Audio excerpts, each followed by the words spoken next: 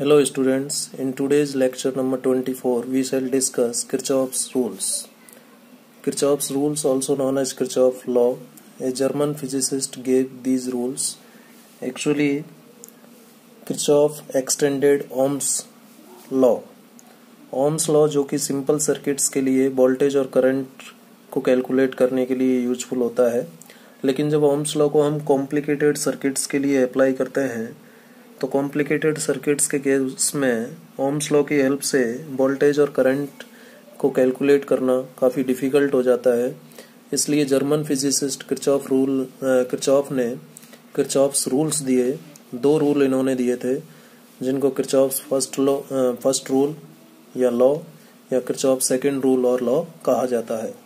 Kirchhoff's first rule और law, इसका दूसरा नाम भी है किरचॉफ्स जंक्शन लॉ। इसे हम किरचॉफ करंट लॉ भी कहते हैं, केसीएल। इसे हम Kirchhoff's law of conservation of charge भी कहते हैं। सिमिलरली किरचॉफ सेकंड रूल को और लॉ को हम किरचॉफ्स मैश और लूप लॉ भी कहते हैं, किरचॉफ्स वोल्टेज लॉ केवीएल भी कहते हैं, Kirchhoff's law of conservation of energy भी कहते हैं। अब यहाँ पर ये दो टर्म नहीं आ रही हैं, एक तो मैश और लूप और एक जंक्शन। तो मैश का मतलब है ये कोई एक इलेक्ट्रिकल सर्किट है जिसमें मैंने एक रजिस्टर ये जोड़ा है, ये एक रजिस्टर ये जोड़ा है और ये सेल जोड़ा है।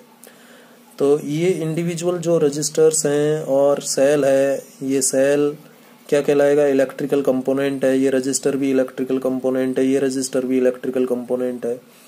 इन सबको आपस में जोड़ दिया तो ये जो नेटवर्क बना इसे इलेक्ट्रिकल सर्किट या इलेक्ट्रिकल नेटवर्क भी हम कह सकते हैं। और ये क्लोज्ड लूप है जिसे हम मैश और लूप कहते हैं। क्या कहते हैं? मैश और लूप कहते हैं, क्लोज्ड लूप है। ठीक है, ये क्लोज्ड कंडक्टिंग पाथ है, यानी इलेक्ट्रिकल नेटवर्क में जो क्लोज्ड कंडक्टिंग पाथ का मतलब जिसमें करंट फ्लो हो रहा है, तो ये क्लोज्ड है, इसलिए इसको मैश MESH मैश और लूप भी कहते हैं। ठीक है, जंक्शन का मतलब है वो पॉइंट जहां पर दो या दो से ज्यादा ब्रांचेज आकर के मिलती हैं। जंक्शन का मतलब वो पॉइंट जहां पर दो या दो से ज्यादा ब्रांचेज आकर के मिलती हैं। जैसे एक ब्रांच ये हो गई, ब्रांच वो है जो कि एक ऐसा पाथ जिसमें कोई इलेक्ट्रिकल कंपोनेंट जुड़ा हुआ है। जैसे यहाँ रजिस्टर जुड़ा हुआ है तो ये एक ब्रांच हो गई, यहाँ रजिस्टर जुड़ा है तो ये एक ब्रांच हो गई, यहाँ सेल जुड़ा है तो ये एक ब्रांच हो गई। लेकिन ये एक ब्रांच नहीं है, ठीक है, इसमें कोई भी इलेक्ट्रिकल कंपोनेंट नहीं है। तो जंक्शन वो पॉइंट है जहां पर दो या दो से ज्यादा ब्रांचेज आकर के मिलती हैं। और ये जो क्लोज्ड कंडक्टिंग पाथ है इसे हम मैश और लूप भी कहते हैं। तो किरचॉफ ने ओम्स लॉ को एक्सटेंड किया to find out voltage and current, और अपने दो रूल दिए। किरचॉफ्स रूल के नाम से उनको जाना जाता है। First rule is Kirchhoff's first rule, second rule Kirchhoff second rule और लॉ के नाम से जाना जाता है। किरचॉफ्स फर्स्ट रूल के और लॉ के कई नाम हैं। किरचॉफ जंक्शन लॉ क्यों कहते हैं अभी आपको पता लग जाएगा जब डिस्कस करेंगे। किरचॉफ्स करंट लॉ भी इसे कहते हैं, और इस फर्स्ट रूल को लॉ को Kirchhoff's law of conservation of charge भी कहते हैं। सिमिलरली किरचॉफ सेकंड रूल और लॉ को हम किरचॉफ्स मैश और लूप लॉ या किरचॉफ वोल्टेज लॉ या Kirchhoff's law of conservation of energy भी कहते हैं। अब हम बात करेंगे किरचॉफ्स फर्स्ट लॉ और केसीएल। किरचॉफ्स फर्स्ट लॉ और केसीएल क्या होता है? किरचॉफ्स फर्स्ट लॉ और किरचॉफ करंट लॉ और किरचॉफ जंक्शन लॉ और Kirchhoff's law of conservation of energy, किसी भी नाम से जान सकते हैं। इस लॉ के अकॉर्डिंग हमने यहाँ पर एक देखिए, हाँ, ये दोनों लॉ किसी एक स्पेसिफिक पर्पज के साथ बनाए गए हैं। जो किरचॉफ्स फर्स्ट रूल है ये ओपन सर्किट के लिए, सिंपल नेचर के ओपन सर्किट होते हैं उनके लिए अप्लाई होता है। और ये जो किरचॉफ सेकंड रूल है ये क्लोज्ड लूप्स के लिए एप्लीकेबल होता है, क्लोज्ड लूप के लिए, और ये ओपन लूप के लिए है। Kirchhoff's first rule open loop के लिए एप्लीकेबल है, किरचॉफ सेकंड रूल यानी केवीएल इससे क्लोज लूप के लिए एप्लीकेबल है। तो ज्यादा कॉम्प्लिकेटेड नेचर के जो इलेक्ट्रिकल सर्किट्स होते हैं उसमें केवीएल अप्लाई करते हैं, और जो ओपन इलेक्ट्रिकल सर्किट्स हैं, ओपन लूप्स हैं, उसमें केसीएल अप्लाई करते हैं। तो फर्स्ट हम बात करते हैं किरचॉफ्स फर्स्ट लॉ और Kirchhoff current law. As per this law sum of incoming current is equal to the sum of outgoing current, यानी इनकमिंग करंट्स का जो सम होता है वो आउटगोइंग करंट्स के सम के बराबर होता है। यानी total incoming current is equal to total value of outgoing current.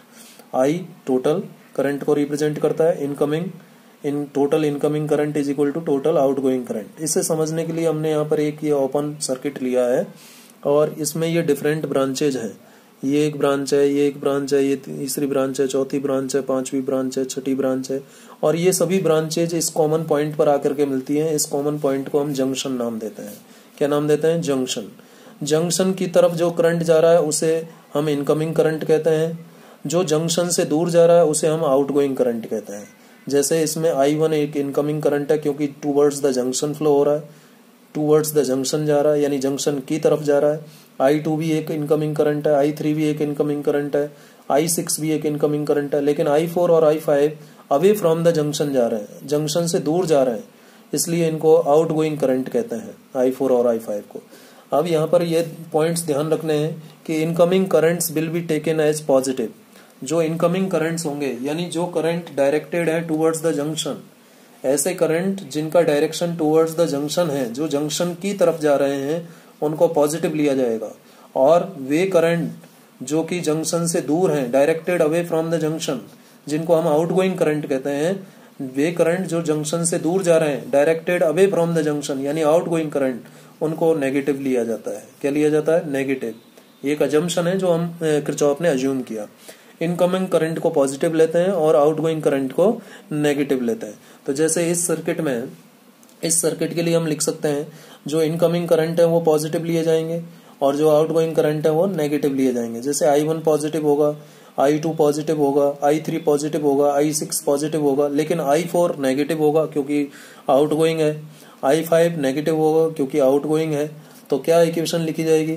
तो जैसे लिखा हमने I1 for above case, I1 plus I1 लिखा ना, क्योंकि I1 इनकमिंग करंट है और I2 भी इनकमिंग है तो प्लस I2, I3 भी इनकमिंग है तो प्लस I3, I4 आउटगोइंग है इसलिए माइनस I4, ठीक है, और I5 आउटगोइंग है इसलिए माइनस I5, और I6 इनकमिंग है इसलिए plus I6 is equal to 0। यानी total sum of incoming and outgoing current क्या होता है? हमेशा 0 होता है। इनकमिंग और आउटगोइंग करंट का सम 0 होता है। कौन कहता है ऐसा? किरचॉफ करंट लॉ यानी किरचॉफ फर्स्ट लॉ कहता है। क्या कहता है? Sum of incoming current, sum of incoming and outgoing, sum of incoming and outgoing current, ये क्या होता है? Is always 0। कौन कहता है ऐसा? ऐसा कहता है आपका किरचॉफ करंट लॉ। तो देखिए ये सम ही तो है, इनकमिंग करंट और आउटगोइंग करंट का सम है, जो कि क्या आ रहा है? 0 आ रहा है। अब यहां से ये इनकमिंग करंट एक तरफ लिख लिए, इनको मैं राइट साइड में ले जाऊं तो ये आउटगोइंग करंट हो गए, ठीक है। तो I incoming, total incoming current is equal to total outgoing current, आ रहा है या नहीं? तो जो सम ऑफ टोटल करंट होगा यानी sum of incoming current and outgoing current होगा, वो क्या आ जाएगा? 0 आ जाएगा। और I की डेफिनेशन हम जानते हैं, current is rate of flow of charge Q upon T लिखा जाता है।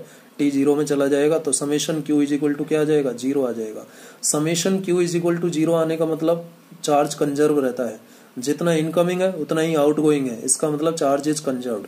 इसलिए इस किरचॉफ्स फर्स्ट लॉ को हम law of conservation of charge भी कहते हैं, क्योंकि जितना इनकमिंग चार्ज होगा उतना ही आउटगोइंग होगा, यानी चार्ज कंजर्व रहता है, इसलिए इसको law of conservation of charge कहते हैं। इसे जंक्शन लॉ क्यों कहते हैं? क्योंकि यहाँ पर हम एक जंक्शन के रेस्पेक्ट में करंट्स को डिफाइन कर रहे हैं कि भाई जो जंक्शन की तरफ आ रहे हैं, जो टूवर्ड्स द जंक्शन करंट आ रहे हैं उनको पॉजिटिव ले रहे हैं, जो जंक्शन से दूर जा रहे हैं, अवे फ्रॉम द जंक्शन जो जा रहे हैं, उनको हम नेगेटिव ले रहे हैं, इसलिए इसको जंक्शन लॉ भी कहते हैं, ठीक है। और करंट लॉ किस लिए कहा जा रहा है इसको हम? क्योंकि यहाँ पर हम इनकमिंग और आउटगोइंग करंट की बात कर रहे हैं, इसलिए इसको करंट लॉ कहते हैं, ठीक है। तो ये किरचॉफ्स फर्स्ट लॉ है। इसको एक एग्जाम्पल के जरिए और समझते हैं। एग्जाम्पल लेते हैं इसे समझने के लिए। जैसे मैंने ये एग्जाम्पल लिया है, इस एग्जाम्पल में आप देखिए ये क्या है, एक 3 ब्रांच का एक नेटवर्क है, ओपन नेटवर्क है। ये इस ब्रांच में I1 करंट फ्लो हो रहा है, इस ब्रांच में I2 और इस ब्रांच में I3 है। यहाँ पर I1 का वैल्यू दे रखा है 2 एम्पियर, I2 का वैल्यू मुझे दे नहीं रखा, निकालना है, I2 का वैल्यू पता नहीं है, और I3 का वैल्यू दे रखा है 4 एम्पियर। तो applying KCL we can calculate I2 की वैल्यू निकाल सकते हैं किरचॉफ्स फर्स्ट लॉ या किरचॉफ करंट लॉ को अप्लाई करके। तो as per Kirchhoff current law क्या कहता है किरचॉफ करंट लॉ कहता है कि sum of incoming and outgoing current is equal to 0। तो इनकमिंग करंट क्या है, I1 is incoming, I2 is incoming. तो I1 इनकमिंग है तो I प्लस I1 लिया, और I2 भी इनकमिंग है तो प्लस I2, और I3 आउटगोइंग है इसलिए माइनस I3, और ये किसके बराबर होगा, 0 के बराबर होगा। Sum of incoming and outgoing current is always 0। तो जब इसको हम इस तरीके से भी लिख सकते हैं, यानी incoming current is equal to outgoing current, यही तो लिखा है मैंने। KCL यही तो कहता है कि sum of incoming current is equal to sum of outgoing current. तो I1 प्लस I2 तो सम हो गया इनकमिंग करंट्स का, और I3 आउटगोइंग करंट है तो ये सम ऑफ आउटगोइंग करंट हो गया। I1 की वैल्यू 2 दे रखी है, I2 की वैल्यू मुझे निकालनी है, I3 की वैल्यू 4 है। तो इसको सॉल्व किया तो I2 की वैल्यू क्या आ गई, 2 एम्पियर। I2 की वैल्यू क्या आ गई, 2 एम्पियर। अब देखिए यहाँ से ये प्रूव भी हो रहा है, I1 2 एम्पियर आया, इससे क्या प्रूव हो रहा है, देखिए ये 2 है और ये 2 है, 2 और 2 तो इनकमिंग है, तो 2 प्लस 2 4 इनकमिंग आ रहा है। इनकमिंग करंट कितना है, 4 है, और आउटगोइंग कितना है, 4 है। तो incoming is equal to outgoing हुआ या नहीं हुआ ना। तो इससे इस तरीके से हम फर्स्ट लॉ की बात कर सकते हैं, किरचॉफ करंट लॉ की। ठीक है, तो किरचॉफ करंट लॉ यानी फर्स्ट लॉ का यूज करते हुए हमने करंट की वैल्यू निकाली ओपन लूप के लिए। अब हम किरचॉफ सेकंड रूल और लॉ की बात करते हैं। किरचॉफ सेकंड रूल और लॉ, जिसको हम Kirchhoff's voltage law, Kirchhoff's mesh और लूप लॉ, मैश और लूप लॉ भी कहते हैं ना इसको, मैश या लूप इस नाम से भी जानते हैं, मैश और loop law, Kirchhoff voltage law, Kirchhoff's law of conservation of energy भी हम इसे कहते हैं। ठीक है, ये सब बातें आपको ध्यान रखनी है।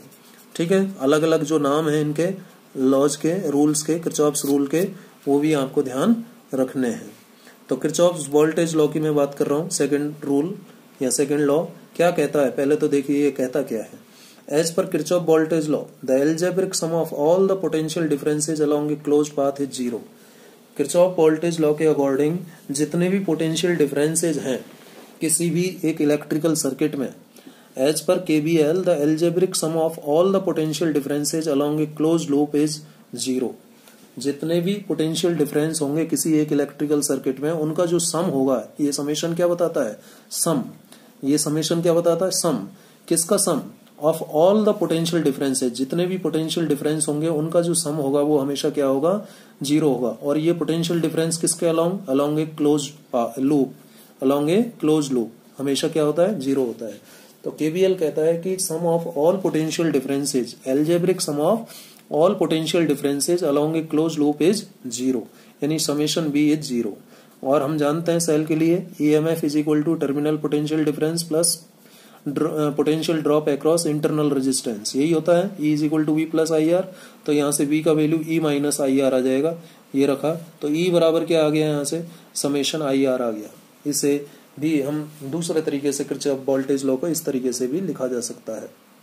ठीक है, अब यहाँ पर हमें ये देखना है कि कुछ पॉइंट्स हमें ध्यान रखने हैं। जैसे वहां पर हमने ध्यान रखा था फर्स्ट रूल में इनकमिंग को हम पॉजिटिव लेते थे, आउटगोइंग को नेगेटिव लेते थे। वैसे ही यहाँ पर भी कुछ पॉइंट्स हमें ध्यान रखने हैं जब इस लॉ को हमें अप्लाई करेंगे।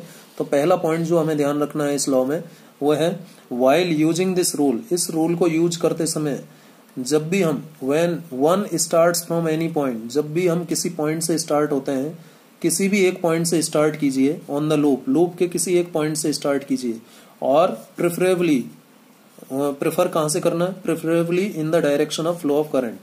प्रेफर कीजिए कि आप डायरेक्शन ऑफ करंट की डायरेक्शन में जाएं, direction of flow of current की डायरेक्शन में आप मूव करें, ये प्रेफर करना है। ठीक है, ये प्रेफर करना है, कोई कंपल्सरी नहीं है, ये ऐसा करने से कन्वीनियंट रहता है। ठीक है, तो जो मैं बता रहा हूँ वैसा ही फॉलो कीजिएगा। अलग अलग बुक्स में अलग अलग है, लेकिन मैं NCERT के अकॉर्डिंग आपको बता रहा हूँ और यही फॉलो करना है आपको। While using this rule, one starts from any point on the loop, loop के किसी एक पॉइंट से स्टार्ट कीजिए, and goes along the loop, और लूप के along जाइए, either clockwise और एंटी क्लॉकवाइज। या तो आप क्लॉकवाइज जाइए या फिर anti clockwise, to reach the same point again, उसी पॉइंट पर वापस आने के लिए क्लॉकवाइज लिए या एंटी क्लॉकवाइज। जैसे मैं एक लूप ले लेता हूँ एग्जाम्पल के तौर पर, ये ABCD एक लूप लिया है मैंने, इसमें एक ये सेल जुड़ा हुआ है, ये रजिस्टर है, ये रजिस्टर है, AB एक ब्रांच है, BC ब्रांच में कोई इलेक्ट्रिकल कंपोनेंट नहीं है, CD ब्रांच में एक इलेक्ट्रिकल कंपोनेंट रजिस्टर है, और DA ब्रांच में एक सेल है। तो लूप कौन हो गया, ABCDA, ये एक क्लोज लूप हो गया। ठीक है, तो जिस डायरेक्शन में जा रहे हो हम, किसी कहीं कहीं से भी स्टार्ट कीजिए। मैंने यदि लूप लिखा है ABCD है, इसका मतलब मैंने स्टार्ट किया ए से मैं बी पर गया, बी से सी पर गया, सी से डी पर गया और डी से वापस ए पर आ गया। तो मैंने किसी एक पॉइंट से स्टार्ट किया और लूप के अलोंग गया। कैसे गया? एंटी क्लॉकवाइज गया, करंट की डायरेक्शन में गया। मैं प्रेफर किया मैंने करंट की डायरेक्शन में चलना, तो एंटी क्लॉकवाइज चला और इस तरीके से चला कि वापस उसी पॉइंट पर आ गया। तो ABCDA ये एक क्लोज लूप होता है, इस लूप को कंसीडर करना है। ठीक है, एक तो ये पॉइंट ध्यान रखना है। तो किसी भी पॉइंट से चलिए और लूप के अलोंग चलिए और चलते चलते वापस उसी पॉइंट पर आपको आना है, चाहे आप क्लॉकवाइज चलें चाहे एंटी क्लॉकवाइज चलें। नेक्स्ट पॉइंट जो इसमें ध्यान रखना है वो देखिए, if we go from negative to positive terminal of a cell in the loop, यदि हम सेल के नेगेटिव से पॉजिटिव टर्मिनल पर जाते हैं, यदि हम सेल के नेगेटिव से पॉजिटिव टर्मिनल पर जाते हैं लूप में, यानी लूप में जब हम चल रहे हैं, चाहे हम क्लॉकवाइज चल रहे हैं या एंटी क्लॉकवाइज चल रहे हैं, लूप में चलते समय यदि सेल का नेगेटिव टर्मिनल हमें पहले मिलता है, पहले इनकाउंटर होता है और पॉजिटिव बाद में आता है, यानी we go from lower potential to higher potential. ये नेगेटिव का मतलब लो पोटेंशियल और पॉजिटिव का मतलब high potential. That is we go from low potential terminal to high potential terminal, then we take potential drop across a cell in a loop as positive. तो जो cell के across potential drop होगा उसे हम positive लेंगे। कब लेंगे positive? जब हमें चलते समय सेल का नेगेटिव पहले आए और पॉजिटिव बाद में आए, यानी नेगेटिव से जब हम पॉजिटिव पर जाएंगे तो सेल का पोटेंशियल पॉजिटिव लिया जाएगा। और इसका उल्टा, यदि हम पॉजिटिव से नेगेटिव पर जाते हैं, यानी जाते समय यदि हमें पॉजिटिव पहले मिल रहा है और नेगेटिव बाद में आ रहा है, तो सेल का पोटेंशियल नेगेटिव लिया जाएगा। यानी हायर से लोअर पर जाओगे तो सेल का पोटेंशियल नेगेटिव लिया जाएगा। If we go from positive to negative terminal of a cell in a loop, that is if we go from high potential to low potential terminal, then we take potential drop across a cell in a loop as negative। जैसे इसको समझने के लिए मैंने again वही loop consider किया है जो पहले लिया था, ABCDA, ये क्लोज लूप है ABCDA। तो मैं A से B जा रहा हूं और B से C, C से D और D से A पर जा रहा हूं। तो A से B पर गया, रेजिस्टेंस है, अभी इसकी बात हम बाद में करेंगे, इसके अक्रॉस पोटेंशियल ड्रॉप कैसे लेना होता है। B से C कोई ब्रांच है ही नहीं, C से D भी रेजिस्टेंस है, इसकी बात बाद में होगी। D से A, मैं सेल की बात कर रहा हूं अभी, तो D से A मुझे एक सेल मिल रहा है रास्ते में, ठीक है। तो D से A जा रहा हूं मैं, ABCDA ये पाथ मैंने प्रेफर किया जाने के लिए। तो D से A जाते समय मुझे सेल मिला और सेल का पहले नेगेटिव टर्मिनल आया फिर पॉजिटिव आएगा। D से A पर जाते समय नेगेटिव से पॉजिटिव जाऊंगा, यानी लो से हाई पर जाऊंगा, यानी पोटेंशियल बढ़ रहा है। इसका मतलब इसका E का जो वैल्यू है, पोटेंशियल का जो वैल्यू है सेल का, वो पॉजिटिव लिया जाएगा। लेकिन यदि मैं लूप कंसीडर करता ADCBA, यदि ये लूप कंसीडर करता, A से D जाता, A से D में जाता, तो A से D जाते समय पहले पॉजिटिव आ रहा है सेल का, फिर नेगेटिव आ रहा है, इसलिए सेल का पोटेंशियल A से D जाते समय नेगेटिव लिया जाएगा, ये ध्यान रखिएगा। यदि पॉजिटिव से नेगेटिव टर्मिनल पर जा रहे हैं सेल के केस में तो नेगेटिव, यानी पॉजिटिव से नेगेटिव, क्योंकि हाई से लो की तरफ जा रहे हैं तो कम हो रहा है, इसका मतलब नेगेटिव लेना है। और यदि सेल के नेगेटिव से पॉजिटिव जा रहे हैं यानी बढ़ रहा है, हाई लो से हाई की तरफ जा रहे हैं तो बढ़ रहा है, तो इसका मतलब ई पॉजिटिव लिया जाएगा। तो ये चीजें ध्यान रखनी है सेल के केस में। ऐसे ही अब एक पॉइंट ध्यान रखना है आपको रजिस्टर के केस में। रजिस्टर के केस में क्या आपको ध्यान रखना है, if we are moving in the direction of flow of current and current through the resistor is in same direction as that of our movement. मतलब यह है कि जिस डायरेक्शन में हम जा रहे हैं, यदि रजिस्टर से यानी रेजिस्टेंस से फ्लो होने वाला करंट भी उसी डायरेक्शन में है, तो रजिस्टर के अक्रॉस जो पोटेंशियल ड्रॉप होगा वो नेगेटिव लिया जाएगा, ध्यान रखना। यदि रजिस्टर में से फ्लो होने वाले करंट का डायरेक्शन वही है जो डायरेक्शन हमारे मूवमेंट का डायरेक्शन है, तो रजिस्टर के अक्रॉस पोटेंशियल नेगेटिव लिया जाएगा। दूसरा इसका उल्टा, यदि if we are moving in the direction opposite to the flow of current in a resistor, तो रजिस्टर में फ्लो होने वाले करंट के अपोजिट यदि हम मूव कर रहे हैं तो रजिस्टर के अक्रॉस जो पोटेंशियल ड्रॉप है वो पॉजिटिव लिया जाएगा, ठीक है। जैसे इसे समझने के लिए अगेन हमने एक लूप कंसीडर किया है ABCDA। A से B में एक रेजिस्टेंस आया, ये इस ब्रांच में एक कंपोनेंट, इलेक्ट्रिकल कंपोनेंट रेजिस्टेंस है और रेजिस्टेंस का वैल्यू R1 है और इससे जो करंट फ्लो हो रहा है मान लीजिए वो I है, तो इस रेजिस्टर के अक्रॉस जो पोटेंशियल ड्रॉप होगा I इंटू R1 होगा। अब ये I इंटू R1 नेगेटिव होगा या पॉजिटिव? जा कैसे रहे हम, ABCDA, यानी A से B जा रहे हैं। ए से बी जा रहे हैं और करंट का डायरेक्शन भी ए से बी फ्लो हो रहा है R1 से, तो आई R1 जो पोटेंशियल ड्रॉप होगा R1 के अक्रॉस, तो वो क्या लिया जाएगा, नेगेटिव लिया जाएगा, इसलिए माइनस आई R1 लिया है।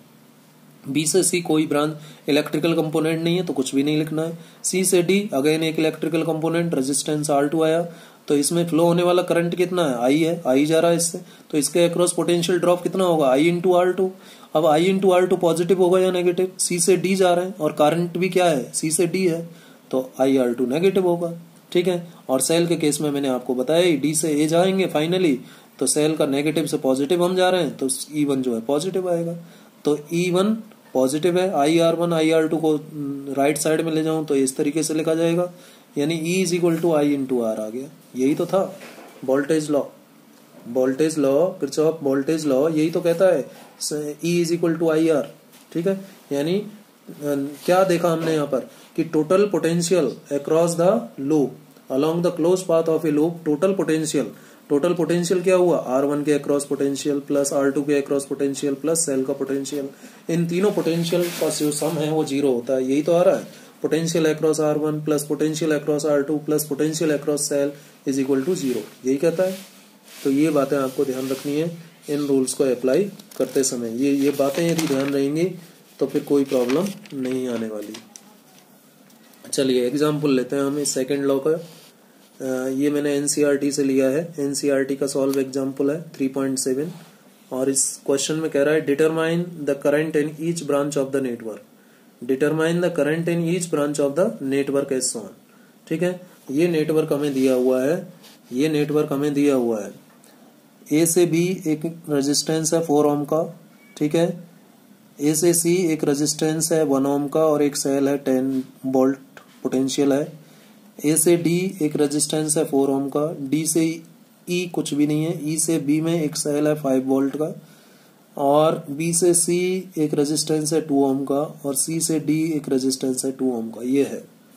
अब मैं I1 I2 और I3 मानूंगा पहले, तो फिर मैं ये जंक्शन है मेरा, यहाँ पर सभी ब्रांचेज आकर के मिल रही हैं, तो इस जंक्शन से मान लेता हूँ I1 करंट चला, इस सेल के कारण I1 करंट जा रहा, तो I1 इसमें से गया, I1 यहाँ से गया, यहाँ जैसे ही जाएगा I1, तो I1 में से I2 हिस्सा तो इधर चला गया, I1 में से गया I2, ये 4 ओम में चला गया, तो इस 4 ओम में कितना बचेगा, I2 तो इधर चला गया था I1 में से, तो इधर क्या आएगा I1 माइनस I2, ठीक है, इसमें I1 माइनस I2 आ गया। अब देखिए ये I2 B पर जाएगा और इधर से I3 इस सेल के कारण आ रहा है, इस सेल के कारण I3 करंट इधर से आ रहा है और इधर से I2, तो ये दोनों करंट I2 इधर से आया और I3 इधर से आया, I2 तो आपका इधर से आया और I3 इधर से आया, दोनों इधर जाएंगे I2 प्लस I3, तो इससे जो फ्लो हो रहा है करंट वो I2 प्लस I3। फिर ये I2 प्लस I3 इधर चला गया, यहाँ आ गया I2 प्लस I3, लेकिन I2 प्लस I3 में से I1 इधर भी तो चला गया जंक्शन पर, तो यहाँ जो करंट आया वो कितना हुआ, I2 plus I3 minus I1, यही तो होगा माइनस I1। अब देखिए I1 माइनस I2 इधर से आ रहा है D पर, और I2 plus I3 minus I1 इधर से आ रहा है, तो इस जगह दोनों जुड़ जाएंगे, तो I1 से I1 कैंसिल होगा, I2 से I2 कैंसिल होगा, तो इस ब्रांच में कितना जाएगा I3 ही तो जा रहा था, ठीक है। तो इस तरीके से हम करंट का डायरेक्शन मान लेते हैं। अब इसमें हम 3 लूप हमें क्लियर दिखाई दे रहे हैं, क्लोज लूप, एक तो ये क्लोज लूप दिखाई दे रहा है, एक दूसरा ये लूप दिखाई दे रहा है, एक तीसरा ये लूप दिखाई दे रहा है, 3 लूप दिखाई दे रहा है। और हम कई केसेस में बाहर वाला लूप भी ले लेते हैं, A B E D A, A B D E D A, A B E D A, ये बाहर वाला लूप भी कंसीडर कर सकते हैं, लेकिन इस केस में हमें जरूरत नहीं है, क्योंकि हमें करंट कितना निकालना है, I1 निकालना है, I2 निकालना है, I3, तो 3 इक्वेशन चाहिए, तो 3 इक्वेशन तो इन 3 लूप से लिखी जा सकती है। तो पहले मैं लूप नंबर 1 ले लेता हूँ। अब मैंने 1 ये लिया, आप 1 इसको मानना चाहते हैं, इसको मानना चाहते हैं, वो आपकी चॉइस है।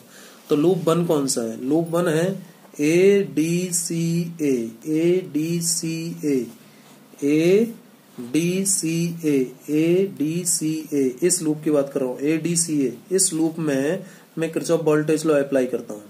तो A से D पर जाइए, A से D पर जा रहे हैं, जिस A से D पर जा रहे हैं तो करंट भी इसी डायरेक्शन में A से D, और रेजिस्टेंस आ रहा है रास्ते में 4 ओम का, और करंट उसी डायरेक्शन में जिस डायरेक्शन में हम जा रहे हैं, इसलिए 4 ओम के अक्रॉस जो पोटेंशियल ड्रॉप होगा वो नेगेटिव होगा, ठीक है, ये नेगेटिव लिया। और कितना ड्रॉप होगा 4 इंटू I1 माइनस I2। इससे फ्लो होने वाला करंट कितना है I1 माइनस I2, तो -4 इंटू I1 माइनस I2 ये हो गया। अब फिर D से C पर जाएंगे, D से C पर जा रहे हैं तब भी एक रेजिस्टेंस है, लेकिन देखिए जा रहे हैं हम D से C और करंट है C से D, नीचे की तरफ है, अपोजिट है करंट, तो 2 ओम के अक्रॉस जो पोटेंशियल आएगा वो पॉजिटिव आएगा। देखिए पॉजिटिव आ रहा है। अब पोटेंशियल ड्रॉप कितना होगा 2 रेजिस्टेंस इंटू करंट कितना I2 plus I3 minus I1, तो 2 into I2 plus I3 minus I1 ये आ गया। फिर C से A पर जाएंगे, C से A पर जाते समय रेजिस्टेंस भी आ रहा है रास्ते में और सेल भी आ रहा है, तो पहले रेजिस्टेंस के अक्रॉस पोटेंशियल ड्रॉप देखते हैं। करंट कितना जा रहा है I1 और रेजिस्टेंस कितना है 1, तो पोटेंशियल ड्रॉप कितना हुआ I1 इंटू 1 यानी I1। अब ये माइनस होगा या प्लस होगा, देखिए जा रहे हैं हम C से, करंट भी C से, तो क्या हो गया पोटेंशियल ड्रॉप माइनस, तो -1 इंटू I1 ये I1। और इसका पोटेंशियल ड्रॉप क्या लिया जाएगा, नेगेटिव पहले आ रहा है पॉजिटिव बाद में, यानी लो से हाई पर जा रहा है, बढ़ रहा है, इसका मतलब +10 इज इक्वल टू 0। अब इस ब्रैकेट को खोला -4I1 ये प्लस हो जाएगा 4I2 plus 4I2 plus 2I2 plus 2I3 minus 2I1 और -I1 plus 10 is equal to 0। अब देखिए 4I1 2I1 और I1 7I1 हो गए नेगेटिव के, और 4I2 2I2 6I2 हो गया प्लस के, और 2I3 प्लस के, और प्लस 10 इज इक्वल टू 0। अब 10 को राइट साइड में ले जाएंगे, नेगेटिव नेगेटिव दोनों तरफ कैंसिल होंगे, और इसको इस तरीके से इक्वेशन 1 हमने इस लूप से निकाल लिया। ठीक है, एक इक्वेशन आ गई। हमें 3 इक्वेशन चाहिए क्योंकि 3 पैरामीटर निकालना है, I1 I2 I3, 3 निकालने के लिए कम से कम 3 इक्वेशन चाहिए।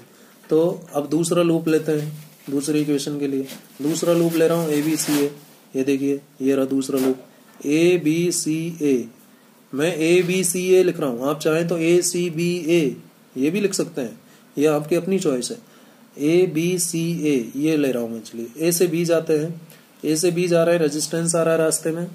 अब रेजिस्टेंस का वैल्यू है 4 ओम, और A से B जा रहे हैं, करंट का डायरेक्शन भी A से B है, तो 4 के अक्रॉस जो पोटेंशियल ड्रॉप होगा वो माइनस होगा, कितना होगा 4 इंटू I2 -4 इंटू I2। तो A से B हमने क्या लिखा -4 इंटू I2।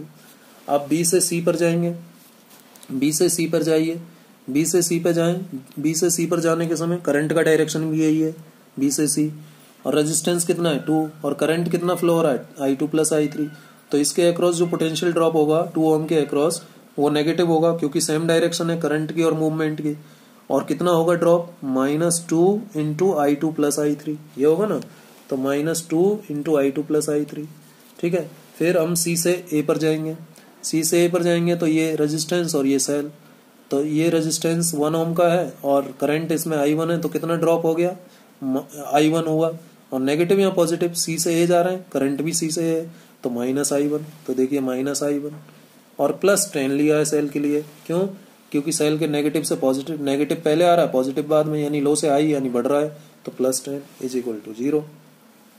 इसको सॉल्व कर लिया ब्रैकेट ओपन करके, तो ये इक्वेशन इस तरीके से आप लिख सकते हैं ना इसको, तो I1 plus 6I2 plus 2I3 is equal to 10 is equal to, ये इक्वेशन नंबर 2 आ गया। दूसरी इक्वेशन आ गई, तीसरी इक्वेशन और चाहिए हमें। अब लूप ले लेते हैं VCDEV। कौन सा लूप VCDEV, इसमें अप्लाई करते हैं KVL। VCDEV कहाँ है, B दिखाई दे रहा होगा, VCDEV B से C से D, D से E से B से C जाइए पहले। B से C जा रहे हैं तो ये रेजिस्टेंस, B से C करंट है, तो इसके अक्रॉस पोटेंशियल ड्रॉप नेगेटिव होगा, तो कितना होगा -2 इंटू I2 प्लस I3। ठीक है, तो देखिए यही लिखा है मैंने, -2 इंटू I2 प्लस I3। अब हम गए C से D जाओ तो रेजिस्टेंस है, C से D करंट है, तो नेगेटिव पोटेंशियल ड्रॉप होगा -2 into I2 plus I3 minus I1, यही है -2 into I2 plus I3 minus I1। और फिर D से E कुछ भी नहीं है तो कुछ नहीं लिखेंगे, कोई कंपोनेंट यहाँ पर नहीं है। E से B में सेल है, सेल का नेगेटिव पहले आ रहा है पॉजिटिव बाद में, तो +5 आएगा, तो +5 इज इक्वल टू 0। इसके ब्रैकेट ओपन करके इसको सॉल्व किया तो ये इक्वेशन आ जाएगी। तो 3 इक्वेशन हमारे पास आ गई। अब इक्वेशन 2 और 3 को मैं जरूरी नहीं है 2 और 3 को, आप 1 और 2 को ले सकते हैं, 1 और 3 को ले सकते हैं।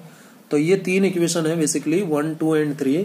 इन तीनों इक्वेशन से 1 से 2 से 3 के इन तीनों इक्वेशन को कैसे भी आपकी मर्जी से सॉल्व करके I1, I2 और I3 निकालना है। ये आप सब जानते हैं इक्वेशन सॉल्व करना। तो मैंने यहाँ पर देखिए थोड़ा दिखाया है, 2 और 3 को मैंने सॉल्व किया है पहले। 2 और 3, ये 2 लिख लिया, ये 3 लिख लिया। अब 2 को मैंने मल्टीप्लाई कर दिया 2 से और 3 को मल्टीप्लाई कर दिया 1 से, क्योंकि ये सेम बन जाएगा ना। इसको 2 से मल्टीप्लाई 2I1 2I1, ठीक है। तो मल्टीप्लाई करते हैं। तो मल्टीप्लाई जब करूंगा तो इक्वेशन क्या बन गई, इक्वेशन बन गई मेरी 2, देखिए इक्वेशन क्या बन गई, 2I1 मल्टीप्लाई किया प्लस 6 को मल्टीप्लाई किया 2 से तो 12I2, 2 को मल्टीप्लाई किया 2 से 4I3 इज इक्वल टू 10 था, 10 को मल्टीप्लाई किया 2 से तो 20। ये इक्वेशन 2 से मिला 2A और 3 को एज इट इज लिख लिया। अब इसको सब्ट्रैक्ट कर दिया, क्या कर दिया, सब्ट्रैक्ट कर दिया, तो ये कैंसिल हो गया और ये 12 और प्लस 4 प्लस 16 हो गया 16I2 और ये 4 और ये प्लस 4I3 प्लस 8I3 और ये 20 और ये प्लस 5 25। तो 16I2 plus 8I3 is equal to 25, equation 4 मान लेता हूँ। ऐसे ही फिर इक्वेशन 1 और 2 का हेल्प लिया मैंने। इक्वेशन 1 और 2 ली, इक्वेशन 1 को मैंने 1 से मल्टीप्लाई किया, इक्वेशन 2 को 7 से। ये सब आपको आता है करना। फिर ये बन गया इक्वेशन 1 तो इस तरीके से बन गई, इक्वेशन 7 ये वाली जो है वो इस तरीके से बन जाएगी। अब इन दोनों को सब्ट्रैक्ट किया तो ये कैंसिल हो गया, ठीक है। तो ये -6 और -42 -48I2 -16I3 और ये 10 और -70 -60 सॉल्व किया ये आ जाएगा और सॉल्व किया ये आ जाएगा। फाइनली ये सॉल्व करके ये बन जाएगा। ये इक्वेशन 5 आ गई और ये 4 ऑलरेडी हमारी आ गई थी। 5 और 4 I2 और I3 की टर्म में आई हैं। इन दोनों को सॉल्व करेंगे। अब मैं दोनों को सॉल्व करने के लिए किसी एक को एक जैसा बनाना पड़ेगा, तो इसको बना सकता हूँ 8, आसान है। तो इक्वेशन 5 को 2 से मल्टीप्लाई कर देता हूँ और इक्वेशन 4 को 1 से मल्टीप्लाई कर देता हूँ। तो इक्वेशन 5 को 2 से मल्टीप्लाई किया, इक्वेशन 4 को 1 से, तो ये बन जाएंगी इक्वेशन 5 ये बन जाएगी 24I2 plus 8I3 is equal to 30 और इक्वेशन 4 एज इट इज रहेगी। सब्ट्रैक्ट किया तो ये कैंसिल हो गया और 8I2 यहाँ 8I2 बचा 24 माइनस 16 और 30 माइनस 25 5 बचा, तो I2 कितना आ गया 5/8 एम्पियर। अब I2 का ये वैल्यू इक्वेशन 5 में रख दो। इक्वेशन 5 ये रही, 5 में रखो चाहे 4 में रखो, किसी एक में रख करके I3 आ जाएगा। I3 कितना आएगा 15/8 एम्पियर। I3 कितना आ जाएगा 15/8 एम्पियर। अब ये I2 और I3 की जो वैल्यूज हैं, ये I2 की वैल्यू है आपकी और ये I3 की वैल्यू। ये I2 और I3 इक्वेशन 1 में रख दो चाहे 2 में रख दो चाहे 3 में रख दो, तो I1 आ जाएगा कितना 2.5 एम्पियर। तो इस तरीके से हम I1, I2 और I3 निकाल सकते हैं। अब हमारा क्वेश्चन क्या था, क्वेश्चन था कि इस सर्किट के each branch current, determine the current in each branch. अब I1 की वैल्यू हमने निकाल ली। I1 कितना आया, I1 हमारा आ गया था 2.5 एम्पियर। I1 का सॉल्यूशन आया 2.5 एम्पियर और I2 कितना आया था हमारा, I2 आ गया बेटा 5/8 एम्पियर, 5/8 एम्पियर और I3 हमने सॉल्व करके निकाला कितना आया 15/8 एम्पियर, 15/8 एम्पियर, ठीक है, ये आ गया। अब देखिए जरा, मुझे हर ब्रांच में करंट चाहिए, तो हर ब्रांच में करंट निकाल सकता हूँ। कैसे निकालूंगा हर ब्रांच में करंट, देखो जरा, इसको मैं यहाँ रख लेता हूँ। दिखाई दे रहा है आपको, दिखाई दे रहा होगा। चलिए, अब मुझे ए बी ब्रांच में करंट चाहिए। जैसे ए बी ब्रांच में करंट कितना होगा। अब ए बी में कौन फ्लो हो रहा है, I2 फ्लो हो रहा है ना। ए बी में I2 फ्लो हो रहा है, तो सिंपली I2 के बराबर आ जाएगा। I2 कितना था 5/8 एम्पियर, 5/8 एम्पियर ए बी में। अब मुझे ए सी में चाहिए, ए सी में कितना करंट है, कौन सा करंट फ्लो हो रहा है I1, और I1 तो हमने निकाल लिया कितना था 2.5 एम्पियर, 2.5 एम्पियर। अब मुझे ये ए डी में चाहिए, ए डी में दिखाई दे रहा है आपको, ए से डी में चाहिए। ए से डी में कितना करंट है I1 माइनस I2, तो ए से डी में I1 माइनस I2 निकालो। ए से डी में निकालो I1 माइनस I2। ए से डी में करंट है I1 माइनस I2। अब I1 कितना है 2.5 और I2 कितना है 5/8। I2 कितना है 5/8, 2.5 और ये 0.6, 8 6 या 48 और 2 इस तरीके से आएगा, ठीक है ना। और इसको अप्रोक्सीमेटली मैं लिख देता हूँ, जो AD ब्रांच में करंट होगा 15/8 आ जाएगा। यदि ऐसे लिखूं तो 15/8 आ जाएगा, यानी लगभग आ जाएगा 1 पॉइंट समथिंग ना। 8 2 जा तो 16 होता है, तो वो 8 1 जा 8 7 अप्रोक्सीमेटली इतना एम्पियर आ जाएगा, ठीक है। अब मुझे चाहिए AD में ये आ गया। अब मुझे चाहिए, देखो 3 में निकाल लिया मैंने, A B में निकाल लिया, A C में निकाल लिया, A D में निकाल लिया। अब मुझे B C में भी चाहिए, तो B C में निकालना है भाई। B C, ये B C है ऊपर वाला। B C में कितना करंट है I2 प्लस I3। तो B C में I2 प्लस I3 है। तो I2 का वैल्यू कितना था? I2 का वैल्यू था 5/8 और I3 का वैल्यू था 15/8, 15/8। तो कितना आ जाएगा 20/8 आ जाएगा। किसमें? BC में। BC में 20/8 को, या फिर और इसको सॉल्व किया जा सकता है, कितना हो जाएगा भाई 5/2, ये हो जाएगा ना 5/2 एम्पियर, ये आ जाएगा BC ब्रांच में। अब कौन सी ब्रांच बच गई? CD में कितना करंट है? I2 plus I3 minus I1। CD में I2 plus I3 minus I1। अब I2 कितना है 5/8, I3 कितना है 15/8, ठीक है। I3 कितना है 15/8 और I1 कितना है? I1 आपका है 25/10, 5/2 है, ठीक है ना। ये 2.5, ठीक है ना। तो ये 8 LCM लिया, 5 प्लस 15 माइनस 20 ये आया। तो CD में तो 0 आ रहा है, 0 एम्पियर। CD ब्रांच में कोई करंट फ्लो नहीं होगा, इसका मतलब CD में कोई करंट फ्लो नहीं होगा। इसका मतलब क्या हुआ? CD में कोई करंट फ्लो नहीं हो रहा है, इसका मतलब यहाँ पर पोटेंशियल और यहाँ पर पोटेंशियल सेम है। C और D पर पोटेंशियल सेम है, ठीक है। C पर जो पोटेंशियल है वो D पर पोटेंशियल के बराबर है, इसलिए इस ब्रांच में कोई करंट फ्लो नहीं होगा। ये तो हमने अज्यूम किया था, लेकिन वैल्यू क्या आ रही है 0। तो CD में करंट 0 आ रहा है, CD में, इसका मतलब क्या हो गया? ये CD ब्रांच में जो करंट है वो 0 आ रहा है। इसका मतलब जितना पोटेंशियल C पर है उतना ही पोटेंशियल D पर है, ध्यान रखना, ठीक है। और क्या बच गया? और कौन सी ब्रांच रह गई? देखो, और ब्रांच रह गई हमारी BE, ये ब्रांच रह गई है। BE में कितना है BE में कितना है I3। तो BE तो सिंपली आ ही जाएगा। BE में कितना है I3, और I3 किसके बराबर है? 15/8 के बराबर है, 15/8 के बराबर है। तो 3 ब्रांचेज आ गई, 1 2 3 4 5 6, 6 ब्रांचेज हो गई। 6 ही ब्रांच थी शायद।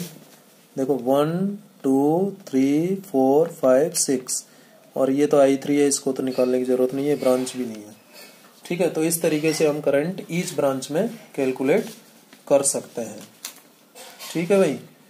अब इससे नेक्स्ट एक न्यूमेरिकल और है, जल्दी से उसको और कर लेते हैं, इसके ही कॉन्सेप्ट पर बेस्ड है। देखो क्या न्यूमेरिकल है, ये क्वेश्चन है।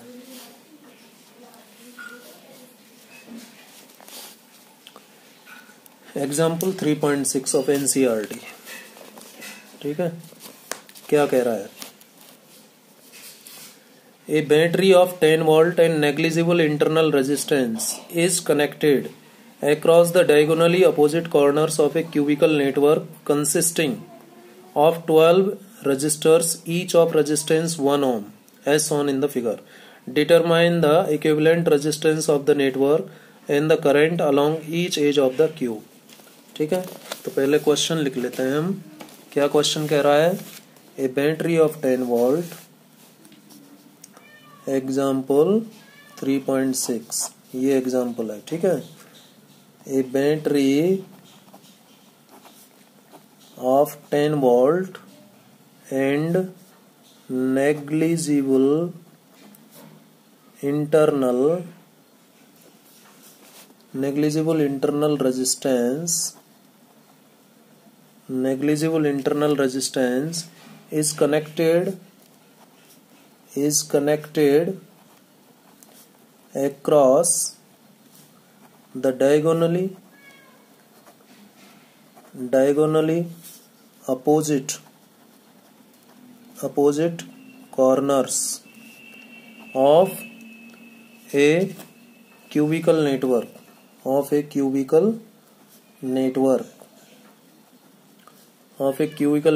consisting of 12 resistors of each of resistance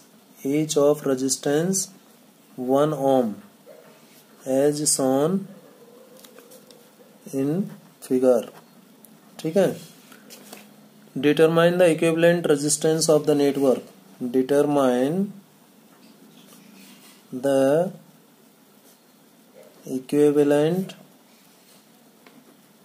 resistance of the network and the current along each edge of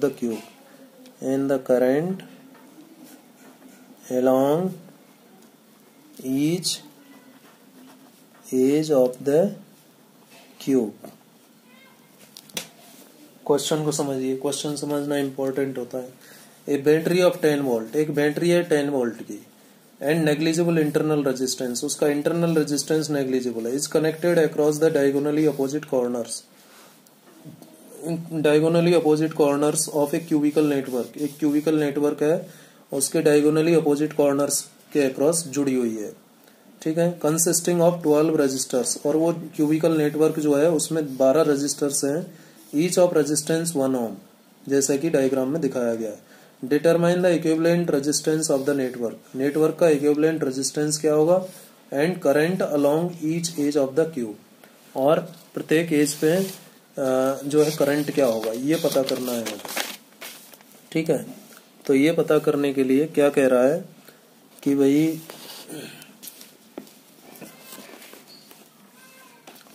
ये एक क्यूबिकल नेटवर्क में बना लेता हूं जैसा दे रखा है.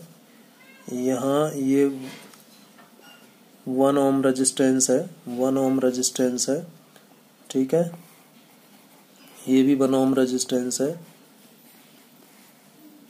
और यहाँ भी 1 ओम रेजिस्टेंस है, यहाँ भी 1 ओम रेजिस्टेंस है.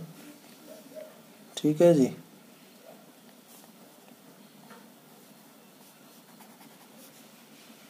ये भी 1 ओम रेजिस्टेंस है. थोड़ा आगे से लो.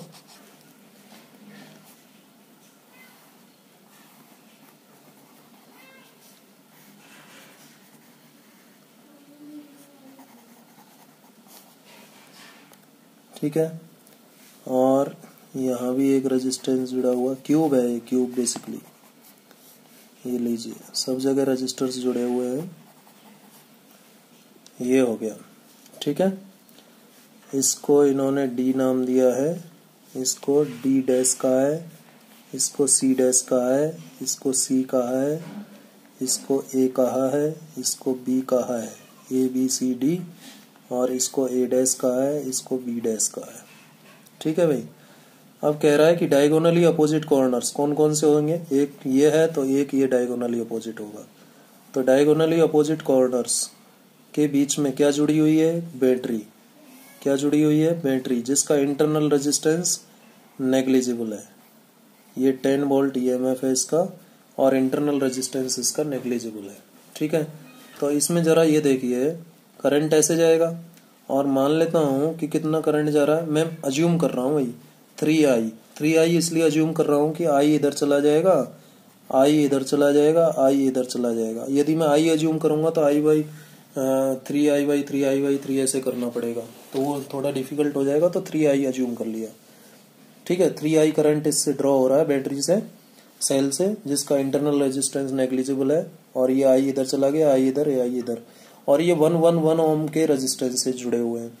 तो जब i यहाँ गया i, तो i में से i/2 तो इधर चला जाएगा, इस जगह जब i जाएगा तो i/2 इधर चला गया और i/2 इधर चला जाएगा या नहीं। ठीक है, सिमिलरली ये i यहाँ गया तो i/2 इधर जाएगा, i/2 इधर जाएगा। ठीक है, जैसे ही ये i यहाँ जाएगा तो i/2 तो इधर चला जाएगा, i/2 इधर चला जाएगा। अब देखिए i/2 इधर से आ रहा है और i/2 इधर से, तो इसमें i जाएगा ना i। और देखो जरा, इसमें यदि मैं देखूं तो i में से i/2 इधर चला गया, ये भी i/2 था, i/2। तो देखो i/2 इधर से आ रहा है और i/2 इधर से आ रहा है, तो इसमें जो जाएगा वो भी i जाएगा। ठीक है, अब जैसे इसमें देखो, इसमें i/2 जा रहा है, इसमें i/2, तो इसमें जो जाएगा वो भी i। तो i इधर से आ रहा है, i इधर से, तो इसमें भी कितना चला जाएगा वापस, 3i, ये चला जाएगा। ठीक है, अब मैं लूप कंसीडर करता हूँ। मुझे क्या चाहिए, इक्विवेलेंट रेजिस्टेंस चाहिए और current along the each edge. ठीक है, तो आई निकाल लूंगा तो बाकी सारे करंट आ जाएंगे। तो मैं लूप कंसीडर करता हूँ। लूप कौन सा ले लूं, A B C C dash ई ए, ये लूप ले लेता हूँ। ये लूप कौन सा हुआ, ए से बी, बी से सी से सी डैश और सी डैश से ई से ई। जरूरी नहीं है हम अंदर का ही लूप लें, बाहर का लूप लेंगे। अंदर का लूप लेने से इसमें सेल नहीं आएगा, इसलिए बाहर वाला लूप लेंगे। ठीक है, तो ए से बी पर जाइए, ए से बी पर जाएं तो यहाँ रेजिस्टेंस 1 ओम है, यहाँ रेजिस्टेंस कितना है, 1 ओम है। ठीक है, यहाँ रेजिस्टेंस कितना है, 1 ओम है, यहाँ भी 1 है, यहाँ भी 1 है। ये 1 ओम के रेजिस्टेंस है, 1 ओम के रेजिस्टेंस है, 1 ओम 1 ओम 1 ओम। ठीक है, 1 ओम के रेजिस्टेंस है। तो देखिए जरा, ए से बी पर जाइए, ए से बी पर जाएंगे, ए से बी पर जा रहा है, डायरेक्शन वही है जो करंट का डायरेक्शन है।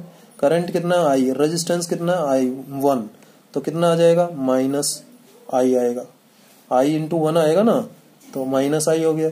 फिर बी से सी पर जाइए, तो बी से सी जा रहा है, करंट भी बी से सी है, तो इसके अक्रॉस पोटेंशियल ड्रॉप कितना होगा, 1 into i/2, minus 1 i/2 into 1 कर लिख सकता हूँ। फिर सी से सी डैश, करंट का डायरेक्शन भी सी से सी डैश है, तो इसमें 1 ओम से फ्लो होने वाला 1 ओम रेजिस्टेंस के अक्रॉस पोटेंशियल ड्रॉप कितना होगा, 1 इंटू आई, तो माइनस ये लीजिए। और फिर ये आ गया 3i इधर, और ये बैटरी का पॉजिटिव नेगेटिव और ये पॉजिटिव। तो ऐसे जाएंगे, सी डैश से ई कुछ भी नहीं है, सी डैश से ई तो कुछ नहीं है, और फिर ई से ए, ये सेल का नेगेटिव पहले आ रहा, पॉजिटिव बाद में, तो +10 आएगा इज इक्वल टू 0। अब इसको मैं सॉल्व करूँ तो आई की वैल्यू आ जाएगी मेरी। तो देखो जरा, ये माइनस आई, ये माइनस आई, माइनस 2i और ये i/2। ठीक है, और इज इक्वल टू -10 ऐसे लिख सकता हूँ। तो 2i plus i/2 is equal to 10, ये आ जाएगा। अब इसको सॉल्व करूँ, 4i प्लस i, 2 जो एलसीएम आएगा वो इधर चला जाएगा, 20, ये 5i। ठीक है, इज इक्वल टू 20। तो i बराबर कितना आ गया, 4 एम्पियर। i बराबर कितना आ गया, 4 एम्पियर। i का वैल्यू तो आ गया मेरा 4 एम्पियर। क्लियर है, i का वैल्यू 4 एम्पियर। तो मैं प्रत्येक एज पर निकाल लूंगा। जब i 4 एम्पियर है तो 3i कितना होगा, 12 एम्पियर। i 4 है तो 3i 12 हो गया, तो 12 एम्पियर, ये 12 एम्पियर है। 12 में से i इधर चला गया, 3 इससे हो गए ना, तो i कितना है, 4, ये भी 4 और ये भी 4। ठीक है, 4 में से ये 2 हो गया, ये 2 हो गया। ठीक है, ये 2 हो गया, ये 2 हो गया, ये करंट भी 2 हो गया, ये करंट भी 2 हो गया। और ये करंट कितना हो गया भाई 4, ये करंट कितना हो गया 4, और ये करंट कितना हो गया 4, वापस 3i। तो करंट तो सब में ऐसे निकल गया, ठीक है, इस लूप से आ गया करंट। अब टोटल रेजिस्टेंस क्या होगा, इक्विवेलेंट रेजिस्टेंस की मैं बात करूं, इक्विवेलेंट रेजिस्टेंस जो होगा भाई वो कितना होगा, इक्विवेलेंट रेजिस्टेंस आर इक्विवेलेंट वो total EMF upon total current, total current, ठीक है, टोटल करंट, बैटरी का EMF divided by total current. अब बैटरी का ईएमएफ कितना है 10 और टोटल करंट कितना है 3i, और आई कितना निकाला मैंने, आई कितना निकाला 12, तो 10/12, 10/12, और 10/12 का मतलब 5/6, यानी इक्विवेलेंट रेजिस्टेंस जो आया वो मेरा 5/6 ओम आ गया, सिंपली आ गया नहीं। तो इस तरीके से हम इक्विवेलेंट रेजिस्टेंस और करंट निकाल सकते हैं केवीएल का यूज करके। तो आज हमने Kirchhoff current law, Kirchhoff voltage law यानी किरचॉफ्स लॉ की बात की, और विद एग्जांपल हमने इनको समझा। आई थिंक अब आपको इसमें कोई दिक्कत नहीं आएगी, आप और भी एग्जांपल्स कीजिएगा तो और ज्यादा क्लियर हो जाएगा। नेक्स्ट लेक्चर में हम बात करेंगे व्हीटस्टोन ब्रिज और उसके एग्जांपल्स की, ठीक है। Thank you very much.